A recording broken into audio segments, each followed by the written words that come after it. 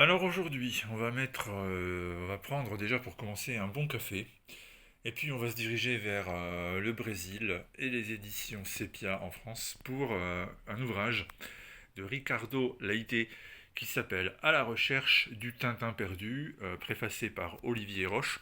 Alors évidemment, à la recherche du Tintin perdu, vous l'aurez compris, il y a un peu du temps perdu de Proust. Il va être question de ça, mais aussi de bien d'autres choses. Alors de Tintin, à commencer par Tintin évidemment et par Hergé. J'ouvre l'album et je tombe sur cette superbe introduction dessinée avec quelques-uns des artistes qui ont marqué l'histoire de la bande dessinée. Tiens, puisqu'on parlait de Tintin, vous l'aurez reconnu. On a donc un ouvrage qui est en tout point remarquable. Alors, esthétiquement parlant, déjà pour commencer, c'est du très bon travail, c'est une très très belle édition que propose Sepia. Et c'est un ouvrage qui mérite vraiment qu'on s'y attarde. Alors, tout d'abord, pour le dessin. Leite a un superbe dessin, un trait qui est à la fois classique et à la fois qui sait aller vers le caricatural, le noir et blanc de grande richesse, avec une exploitation des ombres, euh, également de la mise en page, la capacité de raconter une histoire, de faire un storytelling audacieux qui oscille entre l'onirisme et la réalité. C'est très très bon, il y a un vrai travail de recherche de mise en page. Et puis donc il y a le dessin de Leite, un dessin très fouillé, un dessin très réaliste qui se concentre énormément sur les émotions des personnages, qui est chargé en détails et qui crée un clair-obscur assez remarquable tout au long de l'ouvrage, qui est imprimé sur un papier de très belle qualité, un papier mat qui permet une restitution du noir et blanc de grande qualité. Alors de quoi s'agit-il? Tout simplement d'un homme qui a divorcé à l'âge de 55 ans et qui petit à petit va se replonger dans ses souvenirs. Tout d'abord ses souvenirs de lecture de quand il était jeune et qu'il adorait la bande dessinée, qu'il dévorait toutes les BD possibles publiées au Brésil, mais aussi importées de l'étranger. Et puis d'un homme qui a décidé d'en faire son métier, qui a décidé de devenir dessinateur, mais qui a subi différents refus dans sa vie, au point d'abandonner ce projet, de devenir designer, et puis petit à petit, après son divorce, de retourner vers cette passion et de se remettre à dessiner. Alors l'album s'appelle À la recherche du Tintin perdu, tout simplement parce que lorsqu'il était petit, il a envoyé, le narrateur, donc Ricardo Leite, a envoyé une lettre à Hergé dans laquelle il exprimait toute son admiration pour son travail et il lui racontait qu'il voulait devenir dessinateur.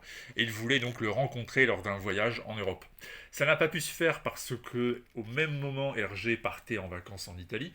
Néanmoins, il a eu la gentillesse de lui répondre et de lui envoyer donc une lettre très très sympa et quelques dessins.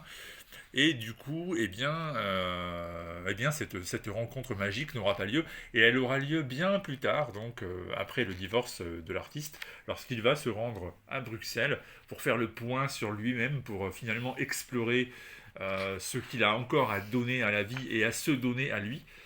De très très belles scènes de balades dans Bruxelles la nuit, de rencontres fantasmagoriques et inventées avec des grands noms de la bande dessinée comme Hugo Pratt par exemple, comme Will Eisner. À un moment donné, on voit même Frank Miller, Stan Lee font leur apparition. Manara également est présent dans cet ouvrage. Et il y a donc des dialogues comme ça qui n'existent que dans la tête de l'artiste. Les créations de ces auteurs aussi sont présentes. On a même Corto Maltese à un moment donné, ou bien des créatures très avenantes telles que les dessine Milo Manara.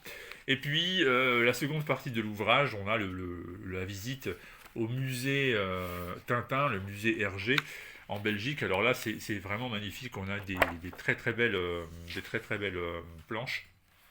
La visite en soi est absolument superbe.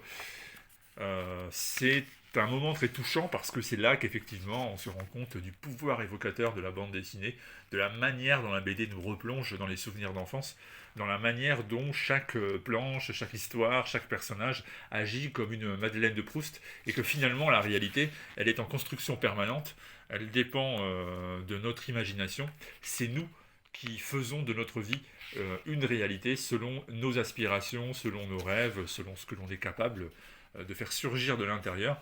Et c'est très très beau, un discours très intéressant. Et je répète, très très bien mis en image, hein, un travail remarquable de Ricardo Leite. Vous voyez là, à l'instant, là, ce que je vous montre là, bah, c'est une des pensées les plus éloquentes de l'album, quand il dit «Ma vérité n'est pas à l'extérieur, elle est en moi.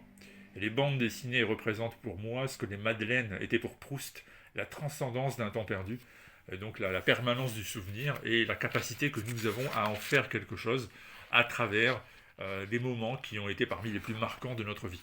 Alors j'ai laissé ça ici parce que ça me servait de marque-page pour vous montrer donc le moment crucial de visite au musée Tintin et Hergé, donc avec vraiment quelque chose de très touchant. Si vous lisez ces pages, la première chose qui vous vient à l'esprit, c'est mais il faut que moi aussi je vive ce que nous raconte le narrateur, parce que c'est absolument splendide. Donc un ouvrage qui est un hommage à la bande dessinée franco-belge, comme on l'appelle, qui est aussi quasiment un traité sur le souvenir et sur la manière dont nous devenons adultes et sur le pouvoir qu'exercent les bandes dessinées et en réalité les œuvres d'art sur notre construction personnelle. C'est donc très très intéressant et c'est aussi, et ça ne gâche rien, très très bien dessiné. Ça s'appelle donc À la recherche du Tintin perdu. C'est signé Ricardo Leite, c'est sorti chez les éditions Sepia. Alors je ne comptais pas vous en parler parce qu'en fait je n'avais pas l'album et je suis tombé dessus complètement par hasard, le genre d'achat que je fais uniquement parce que bah, le thème me plaît. Et c'est une très très bonne surprise, très belle découverte. Donc je vous invite à en faire de même si vous cherchez un cadeau pour vous faire plaisir ou faire plaisir à quelqu'un qui aime la BD ou qui l'a aimé, l'a lu autrefois. Vous avez trouvé là vraiment un ouvrage qu'il vous faut. Sur ce, à très vite pour d'autres petites vidéos. Abonnez-vous si vous le souhaitez. On se donne rendez-vous par exemple, allez on va dire vendredi. Ciao.